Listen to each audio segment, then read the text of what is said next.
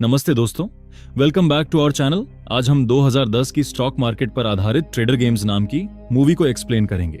इस मूवी में हम देखेंगे कि कैसे एक ट्रेडर के लिए ओवर कॉन्फिडेंस खतरनाक हो सकता है, और अगर आप शेयर मार्केट से जुड़े हुए हैं तो ये मूवी आपको जरूर देखना चाहिए। और दोस्तों, शुरू करने से पहले आपसे एक रिक्वेस्ट है कि आपको वीडियो कैसा लगा कमेंट और वीडियो को शेयर करना मत भूलिएगा। तो कहानी शुरू होती है न्यूयॉर्क शहर से, जहां हम एरवन नाम की एक व्यक्ति को देखते हैं जो यूनिवर्सल मार्केट नाम की एक इन्वेस्टमेंट फर्म में एक ट्रेडर था। उसका सपना खुद का एक छोटा सा इन्वेस्टमेंट फर्म खोलना था, लेकिन कैपिटल की कमी के कारण फिलहाल उसका सपना बनकर ही रह गया है। खैर, अब 9 बजते ही मार्केट शुरू हो जाता है और ऑफिस में मौजूद सभी ब्रोकर हाथ में फोन लिए अपने अपने तरीके से क्लाइंट के साथ डील क्रैक करने में लग जाता है। अरवान भी अपने काम में लग जाता है। इस दौरान वह स्क्रीन पर मार्केट की एक अजीब पैटर्न नोटिस करता है। वह अपने कलीग जॉर्ज को भी वो पैटर्न दिखाता है, लेकिन वह उसकी बात को इग्नोर करते हुए उसे काम में ध्यान देने के लिए कहता है। फिर वो रात को घर पर उस चार्ट पर और गहराई से रिसर्च करने लगा। रिसर्च के दौरान उसे सिबिल नाम की एक लेडी के बारे में पता चलता है, जिसने ठीक स्टॉक मार्केट से मिलता जुलता वैसे ही ग्लोबल क्लाइमेट चेंज के एक चार्ट को पोस्ट करते हुए एक आर्टिकल पब्लिश किया था। सिबिल मैगिल यूनिवर्सिटी में एक क्लाइमेटोलॉजिस्ट थी। वह एक रिसर्च कर रही थी जो क्लाइमेट चेंज के कारण ह्यूमन बिहेवियर पर पड़ने वाले प्रभाव पर था। अब एरवन उससे मिलने यूनिवर्सिटी जाता है जहां पर वह काम करती है। वो अपना इंट्रोडक्शन देते हुए सिबिल की लिखी हुई आर्टिकल के बारे में बात करता है, और वह उसे कंप्यूटर स्क्रीन में यह भी दिखाता है कि किस तरह ग्लोबल क्लाइमेट चेंज के पैटर्न के साथ स्टॉक मार्केट के पैटर्न मेल खा रहे हैं।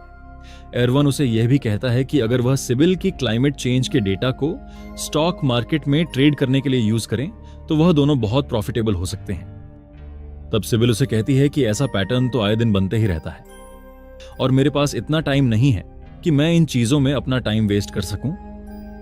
यह सुनकर अरवान वहां से चला आता है। अब अगले दिन अरवान जब ऑफिस पहुंचता है, वो देखता है कि ऑफिस में एक मीटिंग चल रही है। वह भी मीटिंग में जाकर बैठ जाता है। वहीं पर हम उनका बॉस विलियम को देखते हैं। वह काफी एरोगेंट किस्म का आदमी है और अपने स्टाफ के काम को लेकर बहुत सख्त हैं। अब मीटिंग के दौरान वो लोग डिस्कस करते हैं कि अब जब मार्केट का ट्रेंड बुलिश है और कुछ महीने तक ट्रेंड ऐसा ही रह सकता है, तो वो लोग डिसाइड करते हैं कि वो लोग बाइंग पे ज्यादा फोकस करेंगे। वहां पर अरवान को फिर से वही चार्ट दिखता है जो उसने अपने कंप्यूटर स्क्रीन में देखा था, इसलिए वह उनके इस डिसीजन से एग्री नहीं करता, पर वो कुछ कहता नहीं। खैर, अब उसी रात अरवान को सिबिल का कॉल आया। वह उसे मिलने के लिए बुलाती है। तब फिर सिबिल उसे कहती है कि तुमने जो उस दिन कहा था वह सही था। फिर उसने कहा कि उसका जो प्रोग्राम है वह क्लाइमेट चेंज के कारण ह्यूमन बिहेवियर में पड़ने वाले इफेक्ट के बारे में बताती है, और उसी प्रोग्राम का इस्तेमाल करके वो लोग मार्केट ट्रेंड को प्रिडिक्ट कर सकते हैं। दरअसल सिबिल का कहना यह था कि जिस तरह से क्लाइमेट चेंज के कारण हमारे एनवायरनमेंट में इफेक्ट पड़ता है, ठीक उसी तरह क्लाइमेट चेंज का असर ह्यूमन बिहेवियर में भी पड़ता है। इंसानों पर पड़ने वाले इस असर के कारण मार्केट में भी कहीं ना कहीं इसका प्रभाव दिखाई देता है। फिर सिबिल अरवान को दिखाती है किस तरह अपने बनाई हुई प्रोग्राम में स्टॉक मार्केट के डेटा को यूज करके वह लोग मार्केट के शॉर्ट टर्म ट्रेंड को प्रिडिक्ट कर सकते हैं, और साथ ही यह भी कैलकुलेट कर सकते हैं विनिंग प्रोबेबिलिटी कितनी हो सकती है। अब अगले दिन ऑफिस में एरवन जॉर्ज को अपनी स्ट्रैटेजी के बारे में समझाते हुए कहता है कि मार्केट अब टॉप बना चुका है, इसलिए हमें मार्केट को शॉर्ट करना चाहिए। लेकिन जॉर्ज यह कहकर मना करता है कि हमने मीटिंग में डिसाइड किया था कि अगले कुछ महीने तक हम मार्केट में बुलिश रहेंगे। तब एरवन उसे पिछले कुछ सालों के मार्केट के चार्ट को दिखाते हुए समझाता है कि हर बार मार्केट करेक्शन से पहले ठीक वैसे ही पैटर्न बनाता है जैसा कि अब हमारे मार्केट में बन रहा है, और यहां से करीब मार्केट 5 से 10% तक करेक्ट हो सकता है। फिर कुछ देर सोचने के बाद जॉर्ज मान जाता है और वह अपने असिस्टेंट को कॉल करके मार्केट को शॉर्ट करने के लिए कहता है, और उनका पोजीशन था $100 मिलियन का। दूसरी तरफ हम सैरा नाम की एक सुंदर लड़की को देखते हैं जो विलियम के ऑफिस में काम करती है। उसका काम था बड़े बड़े इन्वेस्टर से डील करना, ताकि वो अपना पैसा उनके फर्म में इन्वेस्ट करें। वह विलियम से अपने 2 मिलियन के बोनस के बारे में पूछती है। तब विलियम कहता है कि तुम ऐसे ही काम करती रहो, एक ना एक दिन तुम्हें तुम्हारा बोनस जरूर मिलेगा। तब सैरा कहती है कि मैंने तुम्हें इतने सारे क्लाइंट लाकर दिए हैं, अब बोनस देने के टाइम तुम आनाकानी कर रहे हो। तो विलियम कहता है, अगर तुम्हें मंजूर नहीं तो तुम कंपनी छोड़कर जा सकती हो, क्योंकि तुम्हारे जगह लेने के लिए बहुत लोग हैं मेरे पास, और कुछ तो तुमसे भी ज्यादा खूबसूरत। खैर, अब ऑफिस में इस तरफ एरवन देखता है मार्केट लगातार ऊपर जा रहा है। तभी उसके साथ काम करने वाला टोनी नाम का लड़का उसे कहता है कि मार्केट 2% तक ऊपर जा चुका है और हमारा लॉस $10 मिलियन तक पहुंच चुका है। मार्केट क्लोज होने में अब सिर्फ 30 मिनट बाकी था। तब एरवन सिबिल को कॉल करके पूछता है कि क्या तुम्हारे प्रेडिक्शन कंफर्म थी? तो वह कहती है कि हाँ, मैं 90% श्योर हूं। तब एरवन कहता है, मैं यहां पर इतना पैसा दावों पर लगा चुका हूं, तुम कह रही हो तुम 90% श्योर हो। तब सिबिल कहती है, मैं कोई भविष्य नहीं देख सकती, मैं बस प्रिडिक्ट कर सकती हूं। एरवन गुस्से से फोन पटक देता है। उसका लॉस अब बढ़ता ही जा रहा था। वह अब जॉर्ज से कहता है, हम कल तक पोजीशन कैरी करेंगे, मुझ पर भरोसा रखो। अब मार्केट क्लोज हो चुका था और एरवन के स्क्रीन पर काफी बड़ा लॉस दिखाई दे रहा था। अब आगे स्टेटमेंट देखने के बाद इस बारे में विलियम को पता चलता है। तब एरवन और जॉर्ज दोनों को अपने केबिन में बुलाता है। तब एरवन कहता है, यह सब पहली बार नहीं हो रहा है, हमने पहले भी लॉस में पोजीशन कैरी किया है। तब विलियम कहता है, लेकिन यह पहली बार है, हमें एक दिन में $30 मिलियन का लॉस हुआ है। इस पर एरवन कहता है, बस हमें कल तक की टाइम चाहिए, कल तक हम प्रॉफिटेबल होंगे। लेकिन विलियम उनकी एक नहीं सुनता और कहता है, तुमने अपनी रिस्क लिमिट से बाहर जाकर ट्रेड लिया है। यह कहकर दोनों को जॉब से निकाल देता है। अब दोनों अपना सामान लेकर ऑफिस से निकल जाते हैं और रास्ते में एरवन जॉर्ज से माफी मांगता है, क्योंकि यह सब उसके कारण हुआ है। अब अगले दिन एरवन एक जगह बैठकर कुछ सोच रहा था। तभी उसे ऑफिस से टोनी का कॉल आता है। वह कहता है, मार्केट 2% गिर चुका है, मतलब उनका प्रेडिक्शन सही था और उनकी स्ट्रैटेजी काम कर रही थी। वह फौरन जॉर्ज को कॉल करता है, लेकिन वह कॉल रिसीव नहीं करता। फिर एरवन को पता चलता है कि जॉर्ज ने जॉब से निकाले जाने के कारण डिप्रेशन में आकर सुसाइड कर लिया है। अब आगे एरवन जॉर्ज के फ्यूनरल पर जाता है, जहां ऑफिस के सभी लोग मौजूद थे, साथ ही सैरा भी वहां पर मौजूद थी। एरवन जॉर्ज की वाइफ से मिलने के बाद वहां से जाने लगता है। तभी सैरा उसे पीछे से आवाज देती है।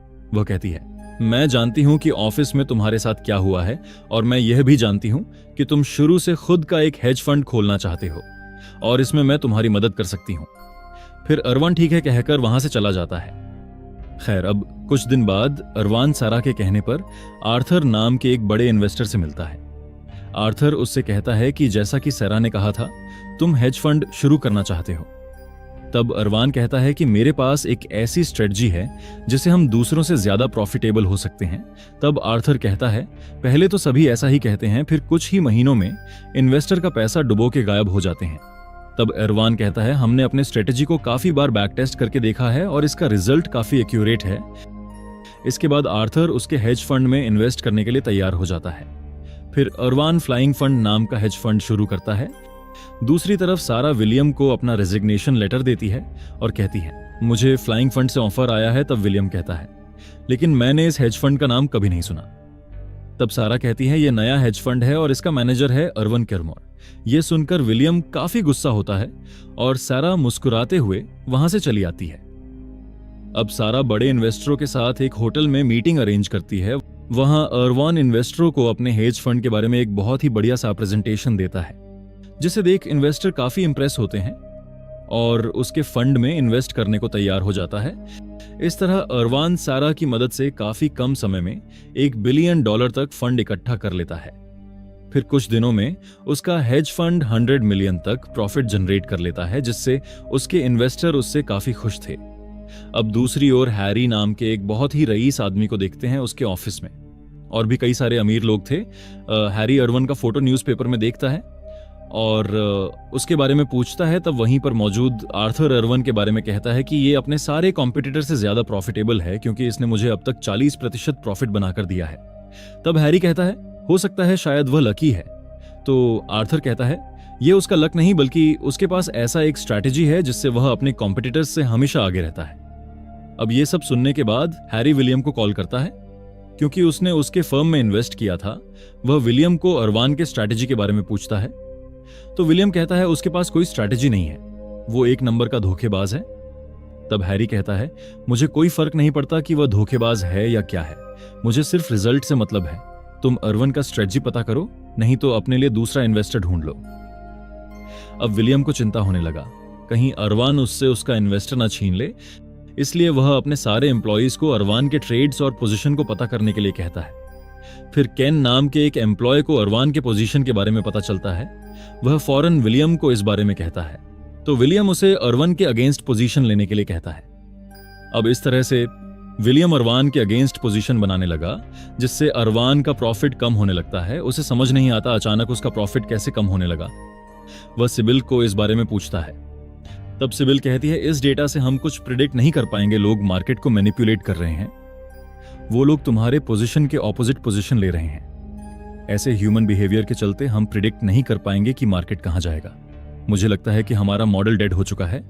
यह सुनकर एरवन गुस्से से चिल्लाने लगता है। अब सारा उनकी कम होती हुई प्रॉफिट के बारे में पूछती है। तब एरवन बात को टाल देता है। तब सारा उस पर काफी गुस्सा होती है, क्योंकि इन्वेस्टर्स प्रॉफिट कम होने के कारण उस पर लगातार दबाव दे रहे थे। तब एरवन उसे इन्वेस्टर के साथ एक मीटिंग फिक्स करने को कहता है। खैर, अब अगले दिन एरवन मीटिंग में पहुंचता है, जहां पर इन्वेस्टर उसका वेट कर रहे थे। मीटिंग में वह कहता है कि मैं मानता हूं कि पिछले कुछ महीनों में हमारे प्रॉफिट में कमी आई है, लेकिन साल के खत्म होने तक मैं वादा करता हूं आप लोगों का प्रॉफिट 50% तक पहुंचा दूंगा। यह सुनकर मीटिंग में मौजूद सभी लोग काफी खुश हो जाते हैं, लेकिन इसके लिए अरवान उन्हें और पैसे इन्वेस्ट करने के लिए कहता है। फिर वो लोग भी उसकी बात मान जाते हैं। फिर अरवान ऑफिस पहुंचकर 500 मिलियन के S&P, यूरो स्टॉक्स, निक्केई सभी के फ्यूचर्स खरीदने को कहता है। इस बार विलियम भी बाय करने लगता है। अब यह देख दूसरे इंस्टीट्यूशन भी बाय करने लगते हैं। इससे बाजार में जबरदस्त उछाल देखने को मिलता है। अब मजबूरन फेड के चेयरमैन को टीवी पर आकर अनाउंस करना पड़ता है कि कुछ दिनों से हमने मार्केट में काफी इरेगुलरिटीज देखी है। मैं ट्रेडर्स को कहना चाहता हूं कि वो लोग मार्केट में किसी भी तरह की इरेगुलरिटीज ना फैलाए। अगर हमने पाया कि कोई भी मार्केट को मैनिपुलेट करने की कोशिश कर रहा है तो हम उसके खिलाफ सख्त कार्रवाई करेंगे। इसके बाद न्यूज चैनल पर अरवान का इंटरव्यू दिखाया जाता है, जहां उससे पूछा जाता है फेड चेयरमैन के स्टेटमेंट पर आपका क्या कहना है। तब अरवान कहता है कि मुझे लगता है मार्केट में जो कुछ भी चल रहा है वो बिल्कुल गलत नहीं है। गवर्नमेंट ऑर्गेनाइजेशंस ट्रेडर के ग्रोथ में हमेशा से बाधा पहुंचाने की कोशिश करता आया है। कभी टैक्स बढ़ा देना, कभी रिटेल इन्वेस्टर का लॉस हो रहा है बोलकर डेरिवेटिव्स में उलटे सीधे बदलाव करना, फिर कभी फ्यूचर्स के कॉन्ट्रैक्ट पे बदलाव करना। इनका सिस्टम आउटडेटेड हो चुका है। अब हम ही पूरी दुनिया के फ्यूचर हैं। यह सुनकर विलियम के साथ साथ उसके ऑफिस वाले भी तालियां बजाने लगते हैं। इसके बाद देखते ही देखते अरवान का प्रॉफिट 1 बिलियन तक चला जाता है। तब टोनी उससे पूछता है, क्या हम प्रॉफिट बुक कर लें? लेकिन अरवान मना कर देता है। तब वहीं पर खड़ी सिबिल कहती है, आखिर तुम करना क्या चाहते हो? कहीं तुम पागल तो नहीं हो गए? तब एरवन कहता है, सब लोग मुझे कॉपी कर रहे हैं। अब मैं ही मार्केट को चला रहा हूं। मैं जब चाहूं मार्केट को उठा सकता हूं और जब चाहूं गिरा सकता हूं। यह सब सुनकर सिबिल वहां से चली जाती है। अब अरवान ओवर कॉन्फिडेंस में अपनी सारी हदें भूल चुका था। फिर इस बात को सेलिब्रेट करने के लिए वह क्लब में पार्टी करने लगता है, जहां सब लोग उसकी तारीफ कर रहे थे। लेकिन फेड चेयरमैन का स्टेटमेंट और अरवान का इंटरव्यू, इन सब से ओवरऑल मार्केट में नेगेटिव इंपैक्ट पड़ता है, जिसके कारण अगले दिन मार्केट गैप डाउन खुलता है, जिससे लोग पैनिक में आ जाते हैं और हर कोई अपना पोजीशन एग्जिट करने लगता है। विलियम भी अपने ऑफिस में सबको सब कुछ सेल करने के लिए कहता है। दूसरी तरफ टोनी अरवान को बार बार कॉल कर रहा था, लेकिन वह कॉल नहीं उठा रहा था। उसका 1 बिलियन का प्रॉफिट अब लॉस में बदल चुका था। फिर बहुत ट्राई करने के बाद आखिर अरवान कॉल रिसीव करता है। टोनी उससे कहता है, हमारा लॉस अब 400 मिलियन तक पहुंच चुका है। वह देखता है मार्केट 3% से भी ज्यादा नीचे गिर चुका है। वह फटाफट अपने ऑफिस पहुंचा। वहां पहुंचकर वह देखता है वहां पर कोई नहीं था। इरवान स्क्रीन में देखता है अब उसका लॉस $1 बिलियन तक पहुंच गया था। तभी अरवान को बैंक से कॉल आता है। वह कहते हैं अगर उसे अपनी पोजीशन बनाए रखनी है तो 1 घंटे के अंदर $200 मिलियन डिपॉजिट करने होंगे, नहीं तो वो लोग उसकी पोजीशन काट देंगे। फिर अरवान आर्थर को और पैसे मांगता है ताकि वह अपनी पोजीशन बनाए रख सके। तब आर्थर गुस्से में उसे कहता है, तुम एक नंबर के झूठे इंसान हो। तुमने मेरे $20 अरब का नुकसान किया है और तुम्हारी वजह से अब मैं बैंकरप्सी के कगार पर खड़ा हूं। मैं तुम्हारे खिलाफ ऑलरेडी कंप्लेंट कर दी है। यह कहकर वह फोन काट देता है। अब अरवान वहां से भागने की तैयारी करने लगता है। तभी ऑफिस की सीसीटीवी में वह देखता है कि कुछ पुलिस वाले बाहर खड़े हैं जो उसे अरेस्ट करने के लिए आए हैं। दूसरी तरफ हम देखते हैं मार्केट में अब 20% का लोअर सर्किट लग चुका था। इसका मतलब उस दिन के लिए मार्केट अब बंद हो चुका था। और विलियम का भी अब काफी बड़ा लॉस हो चुका था। अब एरवन की ऑफिस में पुलिस दरवाजा तोड़ने लगते हैं। यह देखकर एरवन पैराशूट पहनकर ऑफिस के खिड़की से कूद जाता है, लेकिन तेज हवाएं चलने के कारण उसका पैराशूट बेकाबू हो जाती है और वह एक बिल्डिंग से टकरा जाता है और वह सीधे नीचे जा गिरता है। ठीक उसी वक्त वहां पर सिबिल भी पहुंच जाती है और वो एरवन की यह हालत देखकर रोने लगती है, क्योंकि वह अब मर चुका था। इसी के साथ हमारी आज की मूवी यहीं पर समाप्त होती है। जुड़े रहने के लिए धन्यवाद। अगर आपको वीडियो अच्छी लगी हो तो लाइक, शेयर और नए हैं तो सब्सक्राइब करना ना भूलें। मिलते हैं अगली बार और एक रोमांचक कहानी के साथ।